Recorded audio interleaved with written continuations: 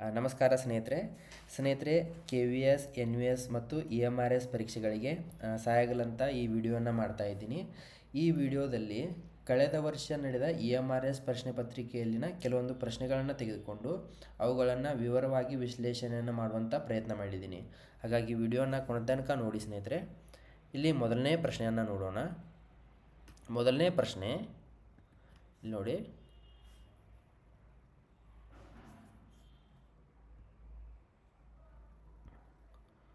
ಮೊದಲನೇ ಪ್ರಶ್ನೆ, ಕ್ಷಯರೋಗದ ಬಗ್ಗೆ ಈ ಕೆಳಗಿನವುಗಳಲ್ಲಿ ಯಾವುದು ಸರಿಯಾಗಿಲ್ಲ ಅಂತ ಇದೆ. ಕ್ಷಯರೋಗದ ಬಗ್ಗೆ ಈ ಕೆಳಗಿನವುಗಳಲ್ಲಿ ಯಾವುದು ಸರಿಯಾಗಿಲ್ಲ. ಇಲ್ಲಿ ನೋಡೋಣ. ಇದು ಮೈಕೋಬ್ಯಾಕ್ಟೀರಿಯಂ ಬೋರಿಸ್ನಿಂದ ಉಂಟಾಗುತ್ತದೆ. ಸ್ನೇಹಿತರೆ, ಇದು ಮೈಕೋಬ್ಯಾಕ್ಟೀರಿಯಂ ಬೋರಿಸ್ನಿಂದ ಉಂಟಾಗುತ್ತದೆ. ಇಲ್ಲಿ ನೋಡ್ಬೋದು ನೀವು. ಇದನ್ನು ನೋಡ್ಬೋದು. ಮೈಕೋಬ್ಯಾಕ್ಟೀರಿಯಂ ಬೋರಿಸ್ ಕ್ಷಯರೋಗದ ಒಂದು ರೂಪವನ್ನು ಉಂಟು ಮಾಡಬಹುದು. ಮುಖ್ಯವಾಗಿ ಜಾನುವಾರುಗಳಲ್ಲಿ ಮತ್ತು ಕೆಲವೊಮ್ಮೆ ಮನುಷ್ಯರಲ್ಲಿ ಇದು ಹರಡಬಹುದು. ಜಾನುವಾರುಗಳಲ್ಲಿ ಕ್ಷಯರೋಗವು ಮೈಕೋಬ್ಯಾಕ್ಟೀರಿಯಂ ಬೋರಿಸ್ನಿಂದ ಉಂಟಾಗುತ್ತದೆ ಸ್ನೇಹಿತರೆ. ಹಾಗಾಗಿ ಇದು ಇದು ಸರಿಯಾಗಿದೆ. ಇದನ್ನು ಬಳಕೆ ಎಂದು ಕರೆಯುತ್ತಾರೆ. ಇದನ್ನು ಕನ್ಸಂಪ್ಷನ್ ಎಂದು ಕರೆಯುತ್ತಾರೆ. ಓಕೆ, ಇಲ್ಲಿ ನೋಡಿ. ಕ್ಷಯ ರೋಗವು ಐತಿಹಾಸಿಕವಾಗಿ ಈ ರೋಗಕ್ಕೆ ಸಂಬಂಧಿಸಿದ ತೀವ್ರ ತೂಕ ನಷ್ಟದಿಂದಾಗಿ ಸೇವನೆ ಎಂದು ಕರೆಯಲ್ಪಡುತ್ತದೆ. ಇದಕ್ಕೆ ಕನ್ಸಂಪ್ಷನ್ ಅಂತ ಕರೀತಾರೆ. ಯಾಕೆ ಇದಕ್ಕೆ ಕನ್ಸಂಪ್ಷನ್ ಅಂತ ಕರೀತಾರೆ ಅಂದರೆ ಸ್ನೇಹಿತರೆ, ಕ್ಷಯರೋಗ ಬಂದಾಗ ವ್ಯಕ್ತಿಯ ಸ್ನಾಯುವಿನಲ್ಲಿ ನಷ್ಟ ಉಂಟಾಗುತ್ತದೆ. ಸ್ನಾಯುವಿನ ತೂಕ ಕಡಿಮೆ ಆಗುತ್ತದೆ. ಹಾಗಾಗಿ ಇದನ್ನು ಬಳಕೆ ಅಥವಾ ಕನ್ಸಂಪ್ಷನ್ ಅಂತ ಕರೀತಾರೆ. ಇದು ಸರಿಯಾಗಿದೆ. ನಾಲ್ಕನೇ ಆಪ್ಷನನ್ನು ನೋಡೋಣ. ಇದು ಮೈಕೋಬ್ಯಾಕ್ಟೀರಿಯಂ ಟ್ಯೂಬರ್ಕ್ಯುಲೋಸಿಸ್ನಿಂದ ಉಂಟಾಗುತ್ತದೆ. ಸ್ನೇಹಿತರೆ, ಮನುಷ್ಯರಲ್ಲಿ ಕ್ಷಯರೋಗವು ಮೈಕೋಬ್ಯಾಕ್ಟೀರಿಯಂ ಟ್ಯೂಬರ್ಕ್ಯುಲೋಸಿಸ್ನಿಂದ ಉಂಟಾಗುತ್ತದೆ. ಹಾಗಾಗಿ ಇಲ್ಲಿ ಈ ಆಪ್ಷನ್ ಕೂಡ ಸರಿಯಾಗಿದೆ. ಇದು ಮೈಕೋಬ್ಯಾಕ್ಟೀರಿಯಂ ಬೋರಿಸ್ನಿಂದ ಉಂಟಾಗುತ್ತದೆ ಜಾನುವಾರುಗಳಲ್ಲಿ. ಇದನ್ನು ಕನ್ಸಂಪ್ಷನ್ ಅಥವಾ ಬಳಕೆ ಅಂತ ಕರೀತಾರೆ. ಮತ್ತು ಇದು ಮೈಕೋಬ್ಯಾಕ್ಟೀರಿಯಂ ಟ್ಯೂಬರ್ಕ್ಯುಲೋಸಿಸ್ನಿಂದ ಉಂಟಾಗುತ್ತದೆ. ಓಕೆ ಸ್ನೇಹಿತರೆ, ಹಾಗೆ ಇವು ಮೂರು ಸರಿ. ಇದು ಆನುವಂಶಿಕವಾಗಿದೆ, ಇದು ಆನುವಂಶಿಕವಾಗಿದೆ. ಇದು ತಪ್ಪಾಗಿದೆ ಸ್ನೇಹಿತರೆ. ಕ್ಷಯರೋಗವು ಆನುವಂಶಿಕವಾಗಿಲ್ಲ. ಇಲ್ಲಿ ನೋಡ್ಬೋದು ನೀವು. ಇದು ಆನುವಂಶಿಕ ಸ್ಥಿತಿಯಲ್ಲ. ಇದು ತಂದೆ ತಾಯಿಯಿಂದ ಮಕ್ಕಳಿಗೆ ಹರಡುವಂಥ ರೋಗವಲ್ಲ. ಇದು ಸೋಂಕಿತ ವ್ಯಕ್ತಿ ಕೆಮ್ಮಿದಾಗ ಅಥವಾ ಸೀನಿದಾಗ ಗಾಳಿಯ ಮೂಲಕ ಹರಡುತ್ತದೆ. ಹಾಗಾಗಿ ಇಲ್ಲಿ ಇದು ಕೆಳಗಿನವುಗಳಲ್ಲಿ ಯಾವುದು ಸರಿಯಾಗಿಲ್ಲ ಅಂತ ಕೇಳಿದಾಗ ನಾವು ಈ ಆಪ್ಷನನ್ನು ಟಿಕ್ ಮಾಡಬೇಕು ಸ್ನೇಹಿತರೆ. ಇದು ಆನುವಂಶಿಕವಾಗಿದೆ. ಮುಂದಿನ ಪ್ರಶ್ನೆಯನ್ನು ನೋಡೋಣ ಸ್ನೇಹಿತರೆ. ಟೇಬಲ್ ಟೆನ್ನಿಸ್ನಲ್ಲಿ ಟೇಬಲ್ನ ಆಯಾಮಗಳು. ಇಲ್ಲಿ ಟೇಬಲ್ ಕಾಣ್ತಾ ಇದೆ. ಟೇಬಲನ್ನು ನೋಡಿ. ಟೇಬಲ್ನ ಉದ್ದ, ಅಗಲ ಮತ್ತು ಎತ್ತರ ಎಷ್ಟಿದೆ ಅಂತ ನೋಡೋಣ. ಟೇಬಲ್ನ ಉದ್ದ ಎಷ್ಟಿದೆ ಇಲ್ಲಿ ನೋಡಿ. ಟೇಬಲ್ನ ಉದ್ದ 274 ಸೆಂಟಿಮೀಟರ್ ಇದೆ. ಇದನ್ನು ಮೀಟರ್ನಲ್ಲಿ ಕನ್ವರ್ಟ್ ಮಾಡಿದಾಗ 2.74 ಮೀಟರ್ ಆಗುತ್ತದೆ. ಓಕೆ, ಉದ್ದ 2.74 ಮೀಟರ್ ಇದೆ. ಅಗಲ ಇಲ್ಲಿ ನೋಡಿ. ಅಗಲ ಎಷ್ಟಿದೆ? 152.5 ಸೆಂಟಿಮೀಟರ್ ಇದೆ. ಇದನ್ನು ಮೀಟರ್ನಲ್ಲಿ ಕನ್ವರ್ಟ್ ಮಾಡಿದಾಗ 1.525 ಮೀಟರ್ ಆಗುತ್ತದೆ. 1.525 ಮೀಟರ್. ಓಕೆ, ಇಲ್ಲಿ ಎತ್ತರ ನೋಡ್ಬೋದು. ಎತ್ತರ 76 ಸೆಂಟಿಮೀಟರ್ ಇದೆ. 76 ಸೆಂಟಿಮೀಟರ್ ಇದೆ. ಈ ಆಪ್ಷನ್ ಎಲ್ಲಿದೆ ಅಂತ ನೋಡೋಣ. ಇಲ್ಲಿ 2.74, ಇಲ್ಲಿ 2.74 ಇದೆ. ಇಲ್ಲಿ ನೋಡಿ ಆಪ್ಷನ್ 3 2.74 ಮೀಟರ್ ಉದ್ದ ಇದೆ. ಅಗಲ 1.525 ಮೀಟರ್ ಅಗಲ ಇದೆ. ಎತ್ತರ 76 ಸೆಂಟಿಮೀಟರ್ ಇದೆ. ಹಾಗಾಗಿ ಇಲ್ಲಿ ಸರಿಯಾದ ಉತ್ತರ ಆಪ್ಷನ್ ನಂಬರ್ 3. ಇದು ಸರಿಯಾಗಿದೆ. ಟೇಬಲ್ ಟೆನ್ನಿಸ್ನಲ್ಲಿ ಟೇಬಲ್ನ ಆಯಾಮಗಳು, ಇದು ಸರಿಯಾದ ಉತ್ತರ. ಮುಂದಿನ ಪ್ರಶ್ನೆ ಸ್ನೇಹಿತರೆ.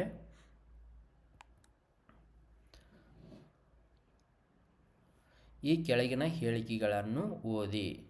ಇಲ್ಲಿ 2 ಹೇಳಿಕೆಗಳನ್ನು ಕೊಟ್ಟಿದ್ದಾರೆ. ಈ ಕೆಳಗಿನ ಹೇಳಿಕೆಗಳನ್ನು ಓದಿ ಇದರಲ್ಲಿ ಯಾವುದು ಸರಿಯಾಗಿದೆ ಅಂತ ಇಲ್ಲಿ ಟಿಕ್ ಮಾಡಬೇಕು. ಇಲ್ಲಿ ಮೊದಲನೇ ಹೇಳಿಕೆ, ಮಯೋಗ್ಲೋಬಿನ್ ಅಸ್ಥಿಪಂಜರ ಮತ್ತು ಹೃದಯ ಸ್ನಾಯುಗಳಲ್ಲಿ ಕಂಡುಬರುವ ಕಬ್ಬಿಣ ಪ್ರೋಟೀನ್ ಸಂಯುಕ್ತವಾಗಿದೆ. ಮಯೋಗ್ಲೋಬಿನ್ ಇದೊಂದು ಪ್ರೋಟೀನ್, ಇದೊಂದು ಸಂಯುಕ್ತ. ಈ ಸಂಯುಕ್ತ ಕಬ್ಬಿಣ ಮತ್ತು ಪ್ರೋಟೀನನ್ನು ಹೊಂದಿದೆ. ಇಲ್ಲಿ ನೋಡ್ಬೋದು ಸ್ನೇಹಿತರೆ, ಇದು ಮಯೋಗ್ಲೋಬಿನ್, ಇದು ಪೂರ್ತಿ ಮಯೋಗ್ಲೋಬಿನ್. ಓಕೆ, ಇದು ಒಂದು ಸಂಯುಕ್ತ. ಈ ಸಂಯುಕ್ತದಲ್ಲಿ ಕಬ್ಬಿಣ ಇರ್ತದೆ ಮತ್ತು ಪ್ರೋಟೀನ್ ಕೂಡ ಇರ್ತದೆ. ಹಾಗಾಗಿ ಇದು ಸರಿಯಾಗಿದೆ, ಈ ಹೇಳಿಕೆ ಸರಿಯಾಗಿದೆ. ಎರಡನೇ ಹೇಳಿಕೆಯಲ್ಲಿ ಏನಿದೆ ಅಂದರೆ ಮಯೋಗ್ಲೋಬಿನ್ ಈ ಸಂಯುಕ್ತ ಮೈಟೋಕಾಂಡ್ರಿಯಾಕ್ಕೆ ಆಮ್ಲಜನಕದ ವರ್ಗಾವಣೆಯನ್ನು ಸುಗಮಗೊಳಿಸುತ್ತದೆ. ಸ್ನೇಹಿತರೆ, ಈ ಒಂದು ಸಂಯುಕ್ತ ನಮ್ಮ ಜೀವಕೋಶಗಳಲ್ಲಿ ಮೈಟೋಕಾಂಡ್ರಿಯಾ ಇರ್ತದೆ. ಮೈಟೋಕಾಂಡ್ರಿಯಾಕ್ಕೆ ಆಮ್ಲಜನಕವನ್ನು ಪೂರೈಸುವಂಥ ಕೆಲಸವನ್ನು ಇದು ಮಾಡುತ್ತದೆ, ಈ ಸಂಯುಕ್ತ ಮಾಡುತ್ತದೆ. ಈ ಸಂಯುಕ್ತ ಎಲ್ಲಿರ್ತದೆ ಅಂದರೆ ಸ್ನೇಹಿತರೆ, ಅಸ್ಥಿಪಂಜರ ಮತ್ತು ಹೃದಯದ ಸ್ನಾಯುಗಳಲ್ಲಿ ಇರ್ತದೆ. ಅಸ್ಥಿಪಂಜರದ ಸ್ನಾಯುಗಳು ಇಲ್ಲಿ ನೋಡ್ಬೋದು. ಇವೆಲ್ಲ ಅಸ್ಥಿಪಂಜರನ ಸ್ನಾಯುಗಳು. ಇಲ್ಲಿ ಕಾಣ್ತಾ ಇದೆಯಲ್ಲ, ಇದು ಎಲ್ಲ ಅಸ್ಥಿಪಂಜರ ಸ್ನಾಯುಗಳು. ನಮ್ಮ ಎಲುಬಿನ ಸುತ್ತಮುತ್ತ ಏನು ಸ್ನಾಯುಗಳು ಇರ್ತಾವಲ್ಲ, ಆ ಸ್ನಾಯುಗಳೆಲ್ಲ ಅಸ್ಥಿಪಂಜರದ ಸ್ನಾಯುಗಳು. ಆ ಸ್ನಾಯುಗಳಲ್ಲಿ ಮತ್ತು ಹೃದಯದ ಸ್ನಾಯುಗಳಲ್ಲಿ ಈ ಒಂದು ಸಂಯುಕ್ತ ಇರ್ತದೆ. ಇಲ್ಲಿ ಈ ಹೇಳಿಕೆ ಕೂಡ ಸರಿ, ಹಾಗೆ ಈ ಹೇಳಿಕೆ ಕೂಡ ಸರಿ.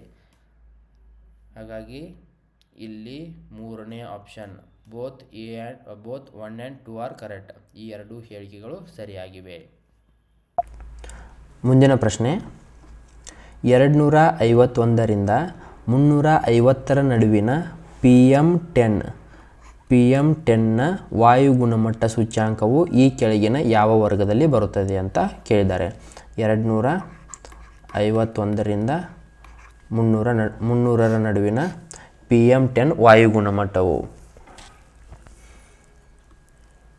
ಇಲ್ಲಿ ನೋಡ್ಬೋದು ಸ್ನೇಹಿತರೆ, PM10 ಅಂತ ಕೊಟ್ಟಿದ್ದಾರೆ. ಏನಿದು PM10 ಅಂದರೆ ಪರ್ಟಿಕ್ಯುಲರ್ ಮ್ಯಾಟರ್ ಅಂತ ಕರೀತಾರೆ. PM10 ಹೀಗಂದರೆ ಗಾಳಿಯಲ್ಲಿ ಚಿಕ್ಕ ಚಿಕ್ಕ ಕಣಗಳಿರ್ತವೆ ಸ್ನೇಹಿತರೆ. ಈ ಚಿಕ್ಕ ಚಿಕ್ಕ ಕಣಗಳ ಒಂದು ಕಣದ ಸೈಜ್ 10 ಮೈಕ್ರೋಮೀಟರ್ ಇತ್ತಂದರೆ ಅದನ್ನು PM10 ಅಂತ ಕರೀತಾರೆ. ಈ PM10ಗಳು 250ರಿಂದ 350ರ ಸಾಂದ್ರತೆಯಲ್ಲಿ ಗಾಳಿಯಲ್ಲಿ ಇದ್ದಾಗ ಆ ವಾಯು ಗುಣಮಟ್ಟವು ಈ ವರ್ಗದಲ್ಲಿ ಬರುತ್ತದೆ, ಪುವರ್ ವರ್ಗದಲ್ಲಿ ಬರುತ್ತದೆ, ಕಳಪೆ ವರ್ಗದಲ್ಲಿ ಬರುತ್ತದೆ.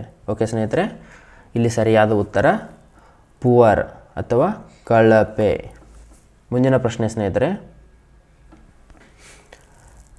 ಲಾಂಗ್ ಜಂಪ್ನಲ್ಲಿ ಟೇಕಪ್ ಬೋರ್ಡ್ನ ಉದ್ದ ಮತ್ತು ಅಗಲದ ಬಗ್ಗೆ ಯಾವುದು ಸರಿಯಾಗಿದೆ? ಇಲ್ಲಿ ಟೇಕಪ್ ಬೋರ್ಡ್ ಬಗ್ಗೆ ಕೇಳಿದ್ದಾರೆ. ಇಲ್ಲಿ ನೋಡ್ಬೋದು, ಇದು ಟೇಕಪ್ ಬೋರ್ಡ್. ಇದರ ಉದ್ದ ಮತ್ತು ಅಗಲ ಎಷ್ಟಿರುತ್ತದೆ ಅಂತ ಕೇಳಿದ್ದಾರೆ. ಇದರ ಉದ್ದ ಸ್ನೇಹಿತರೆ, ಟೇಕಪ್ ಬೋರ್ಡ್ನ ಉದ್ದ 1.22 ಮೀಟರ್ ಇರ್ತದೆ ಮತ್ತು ಇದರ ಅಗಲ 20 ಸೆಂಟಿಮೀಟರ್ ಇರ್ತದೆ. ಉದ್ದ 1.22 ಮೀಟರ್ ಇರ್ತದೆ ಮತ್ತು ಅಗಲ 20 ಸೆಂಟಿಮೀಟರ್ ಇರ್ತದೆ. ಹಾಗಾಗಿ ಇಲ್ಲಿ ಸರಿಯಾದ ಉತ್ತರ ಆಪ್ಷನ್ ನಂಬರ್ 1. ಓಕೆ ಸ್ನೇಹಿತರೆ, ಈಗ ಮುಂದಿನ ಪ್ರಶ್ನೆ, ಈ ಕೆಳಗಿನವುಗಳಲ್ಲಿ ಯಾವುದು ಕುಸ್ತಿ ಅರೇನಾದ ಆಯಾಮಗಳಾಗಿವೆ ಅಂತ ಕೇಳಿದ್ದಾರೆ. ಇದು ಕುಸ್ತಿ ಅರೇನಾ. ಇಲ್ಲಿ ನೋಡ್ಬೋದು, ಇದು ಪೂರ್ತಿ ಕುಸ್ತಿ ಅರೇನಾ. ಇದರ ಆಯಾಮಗಳನ್ನು ನೋಡೋಣ ಸ್ನೇಹಿತರೆ. ಇದು ಕೇಂದ್ರ ಕುಸ್ತಿ ಅಖಾಡ, ಸೆಂಟ್ರಲ್ ರೆಸ್ಲಿಂಗ್ ಏರಿಯಾ. ಇದು ಎಷ್ಟಿರ್ತದೆ? ಇದು 7 ಮೀಟರ್ ವ್ಯಾಸ ಇರ್ತದೆ. ಇದರ ವ್ಯಾಸ 7 ಮೀಟರ್ ಇರ್ತದೆ. ಇದು ಪ್ಯಾಸಿವಿಟಿ ಝೋನ್ ಅಂತ ಕರೀತಾರೆ ಸ್ನೇಹಿತರೆ, ನಿಷ್ಕ್ರಿಯ ವಲಯ. ಇದು ಎಷ್ಟಿರ್ತದೆ? 1 ಮೀಟರ್ ಇರ್ತದೆ. ಇಲ್ಲಿ ನೋಡೋಣ, ಇಲ್ಲಿ ಆಪ್ಷನ್ ನೋಡೋಣ. ಸೆಂಟ್ರಲ್ ರೆಸ್ಲಿಂಗ್ ಏರಿಯಾ, ಕೇಂದ್ರ ಕುಸ್ತಿ ಅಖಾಡ ಎಷ್ಟದ? 7 ಮೀಟರ್ ವ್ಯಾಸ ಅದ. ಇದು 7 ಮೀಟರ್ ವ್ಯಾಸ ಅದ. ಇದು ಸರಿಯಾಗಿದೆ. ನಿಷ್ಕ್ರಿಯ ವಲಯ ಪ್ಯಾಸಿವಿಟಿ ಝೋನ್, ಇಲ್ಲಿ ಲಾಸ್ಟ್ ಏನಿದೆ ಇದು ನಿಷ್ಕ್ರಿಯ ವಲಯ. ಇದು ಎಷ್ಟಿದೆ? ಇದು 1 ಮೀಟರ್ ಇದೆ. 1 ಮೀಟರ್ ಇದೆ. ಹಾಗಾಗಿ ಇಲ್ಲಿ ಸರಿಯಾದ ಉತ್ತರ ಆಪ್ಷನ್ ನಂಬರ್ 3. ಓಕೆ ಸ್ನೇಹಿತರೆ, ಈಗ ಮುಂದಿನ ಪ್ರಶ್ನೆ, ಹೃದಯದ ಬಗ್ಗೆ ಈ ಕೆಳಗಿನವುಗಳಲ್ಲಿ ಯಾವುದು ಸರಿಯಾಗಿದೆ ಅಂತ ಕೇಳಿದ್ದಾರೆ. ಓಕೆ ಸ್ನೇಹಿತರೆ, ಇಲ್ಲಿ ಮೊದಲನೇ ಆಪ್ಷನನ್ನು ನೋಡೋಣ. ಸೆಪ್ಟಮ್ ಎಡ ಮತ್ತು ಬಲ ಹೃದಯವನ್ನು ವಿಭಜಿಸುತ್ತದೆ ಅಂತ ಇದೆ. ಸೆಪ್ಟಮ್, ಇಲ್ಲಿ ಸೆಪ್ಟಮ್ ಬರ್ತದೆ ಸ್ನೇಹಿತರೆ. ಸೆಪ್ಟಮ್ ಅಂತ ಒಂದು ಲೇಯರ್ ಬರ್ತದೆ, ಅದು ಎಡ ಮತ್ತು ಬಲ ಹೃದಯವನ್ನು ವಿಭಜಿಸುತ್ತದೆ. ಹಾಗಾಗಿ ಇಲ್ಲಿ ಸರಿಯಾಗಿದೆ, ಇದು ಸರಿಯಾಗಿದೆ. ಸೆಪ್ಟಮ್ ಎಡ ಮತ್ತು ಬಲ ಹೃದಯವನ್ನು ವಿಭಜಿಸುತ್ತದೆ ಅಂತ ಇದೆ. ಹೃದಯದ ಹೊರ ಮೇಲ್ಮೈಯನ್ನು ಪೆರಿಕಾರ್ಡಿಯಂ ಆವರಿಸುತ್ತದೆ ಅಂತ ಇದೆ. ಓಕೆ ಸ್ನೇಹಿತರೆ, ಇದು ಹೃದಯದ ಹೊರ ಮೇಲ್ಮೈ, ಇದಕ್ಕೆ ನಾವು ಏನಂತ ಕರಿತೀವಿ? ಪೆರಿಕಾರ್ಡಿಯಂ ಅಂತ ಕರಿತೀವಿ. ಹಾಗಾಗಿ ಇದು ಕೂಡ ಸರಿಯಾಗಿದೆ. ಓಕೆ ಸ್ನೇಹಿತರೆ, ಮೂರನೇದು, ಅಟ್ರಿಯೋವೆಂಟ್ರಿಕಲ್ ಕವಾಟವು 3 ಫ್ಲಾಪ್ಗಳನ್ನು ಹೊಂದಿರುತ್ತದೆ. ಇಲ್ಲಿ ನೋಡ್ಬೋದು ಸ್ನೇಹಿತರೆ, ಇದು ಅಟ್ರಿಯೋವೆಂಟ್ರಿಕಲ್ ಕವಾಟ ಮತ್ತು ಇದೊಂದು ಅಟ್ರಿಯೋವೆಂಟ್ರಿಕಲ್ ಕವಾಟ ಇದೆ. ಇದು 3 ಫ್ಲಾಪ್ಗಳನ್ನು ಹೊಂದಿರುತ್ತದೆ ಅಂತ ಕೇಳಿದ್ದಾರೆ. ಇಲ್ಲಿ 3 ಇದೆ, ಇಲ್ಲಿ 3 ಫ್ಲ್ಯಾಪ್ಸ್ ಇವೆ, ಇಲ್ಲಿ 2 ಫ್ಲ್ಯಾಪ್ಸ್ ಇವೆ. ಹಾಗಾಗಿ ಇದು ತಪ್ಪಾಗಿದೆ. ಇಲ್ಲಿ ಏನಂತ ಹೇಳಬೇಕಾಗಿತ್ತಂದರೆ ಅವರು ರೈಟ್ ಸೈಡ್ ಇದ್ದದ ಅಟ್ರಿಯೋವೆಂಟ್ರಿಕಲ್ ಕವಾಟ 3 ಫ್ಲ್ಯಾಪ್ಗಳನ್ನು ಹೊಂದಿದೆ, ಲೆಫ್ಟ್ ಸೈಡ್ ಇದ್ದದ್ದು 2 ಫ್ಲ್ಯಾಪ್ಗಳನ್ನು ಹೊಂದಿದೆ ಅಂತ ಹೇಳಬೇಕಾಗಿತ್ತು. ಇಲ್ಲಿ ಏನು ಹೇಳಿದ್ದಾರೆ ಅಂದರೆ ಅಟ್ರಿಯೋವೆಂಟ್ರಿಕಲ್ ಕವಾಟ 3 ಫ್ಲ್ಯಾಪ್ಗಳನ್ನು ಹೊಂದಿದೆ ಅಂತ ಕೇಳಿದ್ದಾರೆ. ಹಾಗಾಗಿ ಇದು ತಪ್ಪಾಗಿದೆ. ಓಕೆ ಸ್ನೇಹಿತರೆ, ನಾಲ್ಕನೇ ಆಪ್ಷನನ್ನು ನೋಡೋಣ. ಸೆಮಿಲೂನಾರ್ ಕವಾಟದ ಎಡಭಾಗವನ್ನು ಮಹಾಪಧಮನಿಯ ಕವಾಟ ಎಂದು ಕರೆಯಲಾಗುತ್ತದೆ. ಸೆಮಿಲೂನಾರ್ ಕವಾಟ, ಇಲ್ಲಿ ಸೆಮಿಲೂನಾರ್ ಕವಾಟದ ಎಡಭಾಗವನ್ನು ಮಹಾಪಧಮನಿಯ ಕವಾಟ ಎಂದು ಕರೆಯಲಾಗುತ್ತದೆ ಅಂತ ಕೇಳಿದ್ದಾರೆ ಸ್ನೇಹಿತರೆ. ಸೆಮಿಲೂನಾರ್ ಕವಾಟದ ಇಲ್ಲಿ ನೋಡ್ಬೋದು ಸ್ನೇಹಿತರೆ, ಇಲ್ಲೊಂದು ಸೆಮಿಲೂನಾರ್ ಕವಾಟ ಬರ್ತದೆ, ಇಲ್ಲೊಂದು ಸೆಮಿಲೂನಾರ್ ಕವಾಟ ಬರ್ತದೆ. ಓಕೆ ಸ್ನೇಹಿತರೆ, ಇಲ್ಲಿ ಬಲಭಾಗದಲ್ಲಿ ಒಂದು ಸೆಮಿಲೂನಾರ್ ಕವಾಟ ಬರ್ತದೆ, ಎಡಭಾಗದಲ್ಲಿ ಒಂದು ಸೆಮಿಲೂನಾರ್ ಕವಾಟ ಬರ್ತದೆ. ಎಡಭಾಗದಲ್ಲಿರುವಂಥ ಸೆಮಿಲೂನಾರ್ ಕವಾಟವನ್ನು ಎಡಭಾಗದಲ್ಲಿರುವ ಸೆಮಿಲೂನಾರ್ ಕವಾಟವನ್ನು ಮಹಾಪಧಮನಿಯ ಕವಾಟ ಅಂತ ಕರೆಯುತ್ತಾರೆ. ಇಲ್ಲೇನಿದೆ, semilunar valves left side is known as aortic valve. ಇದು ಅಯೋಟಿಕ್ ವಾಲ್ವ್. ಇಲ್ಲೇನಿದೆ, ಇದು ಅಯೋಟಿಕ್ ವಾಲ್ವ್. ಲೆಫ್ಟ್ ಸೈಡ್ನಲ್ಲಿರುವ ಸೆಮಿಲೂನಾರ್ ವಾಲ್ವನ್ನು ಅಯೋಟಿಕ್ ವಾಲ್ವ್ ಅಂತ ಕರೀತಾರೆ. ಹಾಗಾಗಿ ಇದು ಸರಿಯಾಗಿದೆ. ಇಲ್ಲಿ ಆಪ್ಷನ್ 1, 2 ಮತ್ತು 4 ಸರಿಯಾಗಿದೆ. ಇಲ್ಲಿ ನೋಡೋಣ ಸ್ನೇಹಿತರೆ, 1, 2, 4 ಎಲ್ಲೆಲ್ಲಿದೆ ಅಂತ. ಇಲ್ಲಿ 2, 3, 4 ಇದೆ, ಇದು ತಪ್ಪು. 1 ಮತ್ತು 3 ಇದೆ, ಇದು ಕೂಡ ತಪ್ಪು. 1, 3, 4 ಇದೆ, ಇದು ಕೂಡ ತಪ್ಪು. 1 ಮತ್ತು 4 ಇದೆ, 1 ಮತ್ತು 4 ಸರಿಯಾಗಿದೆ. 1 ಮತ್ತು 4 ಆಪ್ಷನ್ ನಂಬರ್ 3 ಇದು ಸರಿಯಾಗಿದೆ. ಓಕೆ ಸ್ನೇಹಿತರೆ, ಈಗ ಮುಂದಿನ ಪ್ರಶ್ನೆ, ಈ ಕೆಳಗಿನ ಯಾವ ಸ್ನಾಯು ಭುಜದ ಜಂಟಿ ಮುಂಭಾಗದಲ್ಲಿ ಇಲ್ಲ ಅಂತ ಕೇಳಿದ್ದಾರೆ. ಶೋಲ್ಡರ್ ಜಾಯಿಂಟ್, ಇದು ಶೋಲ್ಡರ್ ಜಾಯಿಂಟ್, ಇದು ಶೋಲ್ಡರ್ ಜಾಯಿಂಟ್. ಇಲ್ಲಿ ಏನು ಕೇಳಿದ್ದಾರೆ ಅಂದರೆ ಸ್ನೇಹಿತರೆ, ಇಲ್ಲಿ 4 ಸ್ನಾಯುಗಳ ಹೆಸರನ್ನು ಕೊಟ್ಟಿದ್ದಾರೆ. 4 ಸ್ನಾಯುಗಳ ಹೆಸರನ್ನು ಕೊಟ್ಟು ಈ 4ರಲ್ಲಿ ಭುಜದ ಇದೇನು ಶೋಲ್ಡರ್ ಜಾಯಿಂಟ್ ಇದೆಯಲ್ಲ, ಈ ಶೋಲ್ಡರ್ ಜಾಯಿಂಟದ ಮುಂಭಾಗದಲ್ಲಿ ಯಾವ ಸ್ನಾಯು ಇಲ್ಲ ಅಂತ ಕೇಳಿದ್ದಾರೆ. ಇಲ್ಲಿ ನೋಡೋಣ, ಇದು ಪೆಕ್ಟೋರೆಲಿಸ್ ಮೇಜರ್, ಇದು ಶೋಲ್ಡರ್ ಜಾಯಿಂಟದ ಮುಂಭಾಗದಲ್ಲಿದೆ. ಪೆಕ್ಟೋರೆಲಿಸ್ ಮೇಜರ್ ಇದು ಮುಂಭಾಗದಲ್ಲಿದೆ. ಕೊರ್ಯಾಕೋಬ್ರ್ಯಾಕಿಯಾಲಿಸ್, ಇಲ್ಲಿ ನೋಡ್ಬೋದು ನೀವು, ಇಲ್ಲಿ ನೋಡಿ ಸ್ನೇಹಿತರೆ, ಇಲ್ಲಿ ಪೆನ್ ಪಾಯಿಂಟನ್ನು ನೋಡಿ. ಈ ಸ್ನಾಯುಕ್ಕೆ ನಾವು ಏನಂತ ಕರಿತೀವಿ? ಕೊರ್ಯಾಕೋಬ್ರ್ಯಾಕಿಯಾಲಿಸ್ ಅಂತ ಕರಿತೀವಿ. ಇದು ಕೂಡ ಶೋಲ್ಡರ್ ಜಾಯಿಂಟ್ನ ಮುಂಭಾಗದಲ್ಲಿದೆ. ಕೊರ್ಯಾಕೋಬ್ರ್ಯಾಕಿಯಾಲಿಸ್ ಇದು ಶೋಲ್ಡರ್ ಜಾಯಿಂಟ್ನ ಮುಂಭಾಗದಲ್ಲಿದೆ. ಸಬ್ಸ್ಕ್ಯಾಪ್ಯುಲಾರಿಸ್ ಇಲ್ಲಿ ನೋಡ್ಬೋದು ಸ್ನೇಹಿತರೆ, ಇದೇನು ಏರಿಯಾ ಇದೆಯಲ್ಲ, ಈ ಏರಿಯಾದ ಹಿಂದ್ಗಡೆ ಈ ಪೆಕ್ಟೋರಿಯಸ್ ಮೇಜರ್ ಏನಿದೆಯಲ್ಲ, ಇದರ ಹಿಂದ್ಗಡೆನೇ ಇಲ್ಲೇ ಸ್ಕ್ಯಾಪ್ಯುಲಾರಿಸ್ ಎಂಬ ಸ್ನಾಯು ಇರುತ್ತದೆ. ಇಲ್ಲಿ ನೋಡಿ ಸ್ನೇಹಿತರೆ, ಈ ಸ್ನಾಯು ಪೆಕ್ಟೋರಿಯಸ್ ಮೇಜರ್ ಇದು ಕೂಡ ಮುಂಭಾಗದಲ್ಲಿದೆ. ಕೊರ್ಯಾಕೋಬ್ರ್ಯಾಕಿಯಾಲಿಸ್ ಇದು ಕೂಡ ಮುಂಭಾಗದಲ್ಲಿ ಬರುತ್ತದೆ. ಸಬ್ಸ್ಕ್ಯಾಪ್ಯುಲಾರಿಸ್ ಇದು ಕೂಡ ಮುಂಭಾಗದಲ್ಲಿದೆ. ಈ 3 ಸ್ನಾಯುಗಳು ಶೋಲ್ಡರ್ ಜಾಯಿಂಟ್ನ ಮುಂಭಾಗದಲ್ಲಿರುತ್ತವೆ. ಟೆರಸ್ ಮೈನರ್ ಟೆರಸ್ ಮೈನರ್ ಇದೇನು ಜಾಯಿಂಟ್ ಇದೆಯಲ್ಲ ಈ ಜಾಯಿಂಟು ಇದೇನು ಸ್ನಾಯು ಇದೆಯಲ್ಲ ಟೆರಸ್ ಮೈನರ್ ಇದು ಸ್ನಾಯು. ಈ ಸ್ನಾಯು ಶೋಲ್ಡರ್ ಜಾಯಿಂಟ್ನ ಹಿಂಭಾಗದಲ್ಲಿ ಬರ್ತದೆ, ಇದು ಹಿಂಭಾಗದಲ್ಲಿ ಬರ್ತದೆ. ಹಾಗಾಗಿ ಇಲ್ಲಿ ಸರಿಯಾದ ಉತ್ತರ ಟೆರಸ್ ಮೈನರ್. ಈ ಕೆಳಗಿನವುಗಳಲ್ಲಿ ಈ ಟೆರಸ್ ಮೈನರ್ ಈ ಸ್ನಾಯು ಶೋಲ್ಡರ್ ಜಾಯಿಂಟ್ನ ಹಿಂಭಾಗದಲ್ಲಿ ಬರುತ್ತದೆ. ಹಾಗಾಗಿ ಇಲ್ಲಿ ಸರಿಯಾದ ಉತ್ತರ ಟೆರಸ್ ಮೈನರ್. ಓಕೆ ಸ್ನೇಹಿತರೆ, ಈಗ ಮುಂದಿನ ಪ್ರಶ್ನೆ, ಏರೋಬಿಕ್ಸ್ ಸಹಿಷ್ಣುತೆ ತರಬೇತಿಯಿಂದ ಈ ಕೆಳಗಿನ ಯಾವ ಶಾರೀರಿಕ ಬದಲಾವಣೆ ಉಂಟಾಗುವುದಿಲ್ಲ? ಏರೋಬಿಕ್ ಎಂಡ್ಯೂರೆನ್ಸ್ ಟ್ರೈನಿಂಗ್ನಿಂದ ಈ ಕೆಳಗಿನವುಗಳಲ್ಲಿ ಯಾವ ಶಾರೀರಿಕ ಬದಲಾವಣೆ ಉಂಟಾಗುವುದಿಲ್ಲ ಅಂತ ಕೇಳಿದ್ದಾರೆ ಸ್ನೇಹಿತರೆ. ಏನಿದು aerobic endurance training? Aerobic endurance training ಗಾಳಿಯನ್ನು ತೆಗೆದುಕೊಂಡು ದೀರ್ಘಕಾಲದವರೆಗೆ ಮಾಡುವಂತಹ ಒಂದು ತರಬೇತಿಯನ್ನು ನಾವು ಏರೋಬಿಕ್ಸ್ ಎಂಡ್ಯೂರೆನ್ಸ್ ಟ್ರೈನಿಂಗ್ ಅಂತ ಕರಿತೀವಿ. ಈ ಟ್ರೈನಿಂಗ್ ಮಾಡುವುದರಿಂದ ನಮ್ಮ ದೇಹದಲ್ಲಿ ಏನೇನು ಬದಲಾವಣೆಗಳಾಗ್ತಾವೆ ಅಂತ ನೋಡೋಣ. ಈ ಟ್ರೈನಿಂಗ್ ಮಾಡೋದರಿಂದ ದೇಹದಲ್ಲಿರುವ ಕ್ಯಾಪಿಲರಿಗಳ ಸಂಖ್ಯೆಯಲ್ಲಿ ಹೆಚ್ಚಳ ಆಗುತ್ತದೆ. ಎಸ್ ಸ್ನೇಹಿತರೆ, ಏರೋಬಿಕ್ಸ್ ಎಂಡ್ಯೂರೆನ್ಸ್ ಟ್ರೈನಿಂಗ್ ಮಾಡೋದರಿಂದ ದೇಹದಲ್ಲಿ ಕ್ಯಾಪಿಲರೀಸ್ ಅಂತ ಬರ್ತವೆ. ಇವು ನಮ್ಮ ರಕ್ತನಾಳಗಳಿರ್ತಾವಲ್ಲ, ರಕ್ತನಾಳಗಳ ತುದಿಯಲ್ಲಿ ಸಣ್ಣ ಸಣ್ಣ ರಕ್ತನಾಳಗಳು, ಇವಕ್ಕೆ ನಾವು ಕ್ಯಾಪಿಲರಿ ಅಂತ ಕರಿತೀವಿ. ಇಲ್ಲಿಂದ ಆಕ್ಸಿಜನ್ ಎಕ್ಸ್ಚೇಂಜ್ ಆಗ್ತದೆ ಸ್ನೇಹಿತರೆ. ಓಕೆ, ಇವುಗಳನ್ನು ಕ್ಯಾಪಿಲರಿ ಅಂತ ಕರಿತೀವಿ. ಈ ಕ್ಯಾಪಿಲರಿಗಳ ಸಂಖ್ಯೆ ಹೆಚ್ಚಳ ಆಗ್ತದೆ ಏರೋಬಿಕ್ ಎಂಡ್ಯೂರೆನ್ಸ್ ಟ್ರೈನಿಂಗ್ ಮಾಡುವುದರಿಂದ. ಇದು ಸರಿಯಾಗಿದೆ. ಹೆಚ್ಚಿದ ಮಯೋಗ್ಲೋಬಿನ್ ಸಾಂದ್ರತೆ, increased myoglobin concentration. Aerobic endurance training ಮಾಡುವುದರಿಂದ ದೇಹದಲ್ಲಿ ಮಯೋಗ್ಲೋಬಿನ್ ಇದರ ಸಾಂದ್ರತೆ ಹೆಚ್ಚಾಗುತ್ತದೆ. ಇದೊಂದು ಪ್ರೋಟೀನ್, ಈ ಪ್ರೋಟೀನ್ನ ಸಾಂದ್ರತೆ ಹೆಚ್ಚಾಗುತ್ತದೆ. ಓಕೆ, ಇದು ಕೂಡ ಸರಿಯಾಗಿದೆ. ಈ ತರಬೇತಿ ಮಾಡೋದ್ರಿಂದ ಕಾರ್ಡಿಯಾಕ್ ಹೈಪರ್ಟ್ರೋಫಿ ಆಗ್ತದೆ. ಏನಿದು ಕಾರ್ಡಿಯಾಕ್ ಹೈಪರ್ಟ್ರೋಫಿ? ಕಾರ್ಡಿಯಾಕ್ ಹೈಪರ್ಟ್ರೋಫಿ ಅಂದರೆ ಕಾರ್ಡಿಯಾಕ್ ಈ ಶಬ್ದ ಹೃದಯಕ್ಕೆ ಸಂಬಂಧಿಸಿದಂಥ ಶಬ್ದ. ಹೈಪರ್ಟ್ರೋಫಿ ಅಂದರೆ ಮಸಲ್ನ ಸೈಜ್ ಗಾತ್ರ ಹೆಚ್ಚಾಯ್ತಂದರೆ ಅದಕ್ಕೆ ಹೈಪರ್ಟ್ರೋಫಿ ಅಂತ ನಾವು ಕರಿತೀವಿ. ಈ ಟ್ರೈನಿಂಗ್ ಮಾಡೋದ್ರಿಂದ ಏರೋಬಿಕ್ ಟ್ರೈನಿಂಗ್ ಮಾಡೋದ್ರಿಂದ ಹೃದಯದ ಸ್ನಾಯುವಿನ ಗಾತ್ರ ಹೆಚ್ಚಾಗುತ್ತದೆ. ಇದು ಸರಿಯಾಗಿದೆ.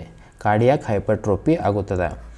ಈ ಟ್ರೈನಿಂಗ್ನಿಂದ ಈ ತರಬೇತಿಯನ್ನು ಮಾಡೋದ್ರಿಂದ ಕ್ಯಾಪಿಲರಿ ಸಂಖ್ಯೆಯಲ್ಲಿ ಹೆಚ್ಚಾಗುತ್ತದೆ, ಮಯೋಗ್ಲೋಬಿನ್ನ ಸಾಂದ್ರತೆ ಹೆಚ್ಚಾಗುತ್ತದೆ, ಕಾರ್ಡಿಯಾಕ್ ಹೈಪರ್ಟ್ರೋಫಿ ಆಗುತ್ತದೆ. ಓಕೆ ಸ್ನೇಹಿತರೆ, ಇವು ಮೂರು ಸರಿ. ಹೆಚ್ಚಿದ ಸಿರಮ್ ಲಿಪಿಡ್ಗಳು. ಈ ತರಬೇತಿ ಮಾಡೋದ್ರಿಂದ ಸಿರಮ್ ಲಿಪಿಡ್ ಅಂದರೆ ಪ್ಯಾಟ್, ರಕ್ತದಲ್ಲಿರುವ ಪ್ಯಾಟ್ನ ಅಂಶ ಕಡಿಮೆ ಆಗುತ್ತದೆ ಸ್ನೇಹಿತರೆ. ಎಂಡ್ಯೂರೆನ್ಸ್ ಟ್ರೈನಿಂಗ್ ಮಾಡೋದ್ರಿಂದ ದೇಹದಲ್ಲಿನ ಕೊಬ್ಬು ಕಡಿಮೆ ಆಗುತ್ತದೆ, ದೇಹದಲ್ಲಿನ ಕೊಬ್ಬು ಕರಗುತ್ತದೆ, ಹೆಚ್ಚಾಗುವುದಿಲ್ಲ. ಹಾಗಾಗಿ ಇಲ್ಲಿ ಈ ಪ್ರಶ್ನೆಗೆ ಸರಿಯಾದ ಉತ್ತರ ಆಪ್ಷನ್ ನಂಬರ್ 3, ಏರೋಬಿಕ್ಸ್ ಸಹಿಷ್ಣುತೆಯ ತರಬೇತಿಯಿಂದ ಈ ಕೆಳಗಿನ ಯಾವ ಶಾರೀರಿಕ ಬದಲಾವಣೆ ಉಂಟಾಗುವುದಿಲ್ಲ. ಈ ಶಾರೀರಿಕ ಬದಲಾವಣೆ ಉಂಟಾಗುವುದಿಲ್ಲ. ಓಕೆ ಸ್ನೇಹಿತರೆ, ಈಗ ಮುಂದಿನ ಪ್ರಶ್ನೆ, ರಿಲೇ ರೇಸ್ಗಳಲ್ಲಿ ಈ ಕೆಳಗಿನವುಗಳಲ್ಲಿ ಯಾವುದು ಸರಿಯಾಗಿದೆ ಅಂತ ಕೇಳಿದ್ದಾರೆ. ಇಲ್ಲಿ ಮೊದಲನೇ ಆಪ್ಷನ್ ಏನಿದೆ ಅಂದರೆ ರಿಲೇ ತಂಡದಲ್ಲಿರುವ ಸದಸ್ಯರ ಸಂಖ್ಯೆ 6. ಎಸ್ ಸ್ನೇಹಿತರೆ, IAAF ಪ್ರಕಾರ international association of athletics federation ಪ್ರಕಾರ ರಿಲೇಯಲ್ಲಿ 4+2 ಇರ್ಬೋದು, 4 ಜನ ಪ್ಲಸ್ 2 ಸಬ್ಸ್ಟಿಟ್ಯೂಟ್ಸ್ ಇರಬಹುದು. ಹಾಗಾಗಿ ಇದು ಸರಿಯಾಗಿದೆ. ದಂಡದ ಉದ್ದ, ಬ್ಯಾಟನ್ನ ಉದ್ದ 28ರಿಂದ 30 ಸೆಂಟಿಮೀಟರ್ ಇರುತ್ತದೆ. ಎಸ್, ಇದು ಸರಿಯಾಗಿದೆ. ದಂಡದ ಸುತ್ತಳತೆ, ದಂಡದ ಬ್ಯಾಟನ್ನ ಸರ್ಕಂಫರೆನ್ಸ್ ಎಷ್ಟಿರ್ತದೆ ಅಂದರೆ 12ರಿಂದ 13 ಸೆಂಟಿಮೀಟರ್ ಇರ್ತದೆ. ಇದು ಸುತ್ತಳತೆ. ಇದು 12ರಿಂದ 13 ಸೆಂಟಿಮೀಟರ್ ಇರ್ತದೆ. ಆದರೆ ಇಲ್ಲಿ 15ರಿಂದ 16 ಸೆಂಟಿಮೀಟರ್ ಕೊಟ್ಟಿದ್ದಾರೆ. ಇದು ತಪ್ಪು. ವೇಗೋತ್ಕರ್ಷ ವಲಯ, ಎಕ್ಸಲರೇಷನ್ ಝೋನ್, ಇದು ಎಷ್ಟಿರ್ತದೆ ಅಂತ ಕೊಟ್ಟಿದ್ದಾರೆ, 10 ಮೀಟರ್. ಎಸ್ ಸ್ನೇಹಿತರೆ, ರಿಲೇಯಲ್ಲಿ ವೇಗೋತ್ಕರ್ಷ ವಲಯ ಎಕ್ಸಲರೇಷನ್ ಝೋನ್ 10 ಮೀಟರ್ ಇರ್ತದೆ. ಇಲ್ಲಿ ನೋಡ್ಬೋದು, ಈ ಚಿತ್ರದಲ್ಲಿ ನೀವು ನೋಡ್ಬೋದು, ಇದು ಫ್ಲೈಯಿಂಗ್ ಝೋನ್ ಕೂಡ ಅಂತಾರೆ ಇದಕ್ಕೆ. ಇದು 10 ಮೀಟರ್ ಇರ್ತದೆ. ಇಲ್ಲಿ ಬ್ಯಾಟನ್ ಎಕ್ಸ್ಚೇಂಜ್ ಆಗೋದಿಲ್ಲ. ಇಲ್ಲಿ ಕ್ರೀಡಾಪಟು ತನ್ನ ವೇಗೋತ್ಕರ್ಷವನ್ನು ಹೆಚ್ಚು ಮಾಡ್ಕೋತಾನೆ. ನಂತರ ಈ ಜೋನ್ನಲ್ಲಿ ಇದೇನು ಬ್ಯಾಟನ್ ಎಕ್ಸ್ಚೇಂಜ್ ಜೋನ್ ಅಂತ 20 ಮೀಟರ್ ಇರ್ತದೆ, ಈ ಜೋನ್ನಲ್ಲಿ ಬಂದು ಬ್ಯಾಟನ್ ಎಕ್ಸ್ಚೇಂಜ್ ಮಾಡ್ಕೋತಾರೆ. ಹಾಗಾಗಿ ವೇಗೋತ್ಕರ್ಷ ವಲಯ 10 ಮೀಟರ್ ಇರುತ್ತದೆ. ಇದು ಸರಿಯಾಗಿದೆ. ಇಲ್ಲಿ ಏನು ಕೊಟ್ಟಿದ್ದಾರೆ ಅಂದರೆ ರಿಲೇ ರೇಸ್ಗಳಲ್ಲಿ ಈ ಕೆಳಗಿನವುಗಳಲ್ಲಿ ಯಾವುದು ಸರಿಯಾಗಿದೆ ಅಂತ ಕೊಟ್ಟಿದ್ದಾರೆ. ಇದು ಆಪ್ಷನ್ 1, 3, ಆಪ್ಷನ್ 2 ಮತ್ತು 4 ಸರಿಯಾಗಿದೆ. ಆಪ್ಷನ್ 1, 2 ಮತ್ತು 4 ಸರಿಯಾಗಿದೆ. ಇಲ್ಲಿ ನೋಡ್ಬೋದು ಸ್ನೇಹಿತರೆ, ಇಲ್ಲಿ ಇಂಗ್ಲೀಷ್ನಲ್ಲಿ ನೋಡ್ಬೋದು only 1, 2 and 4 are correct. Option number 4 is right. Okay ಸ್ನೇಹಿತರೆ, ಇವೆಷ್ಟು EMRSನಲ್ಲಿ ಕೇಳಿರುವಂಥ ಪ್ರಶ್ನೆಗಳು, ಹಿಂದಿನ ವರ್ಷ ನಡೆದಂಥ ಪರೀಕ್ಷೆಯಲ್ಲಿ ಕೇಳಿರುವಂಥ ಪ್ರಶ್ನೆಗಳು. ಇನ್ನೂ ಕೆಲವೊಂದು ಪ್ರಶ್ನೆಗಳನ್ನು ತೆಗೆದುಕೊಂಡು ಮುಂದಿನ ವಿಡಿಯೋದಲ್ಲಿ ಬರ್ತೀನಿ. ಧನ್ಯವಾದಗಳು ಸ್ನೇಹಿತರೆ.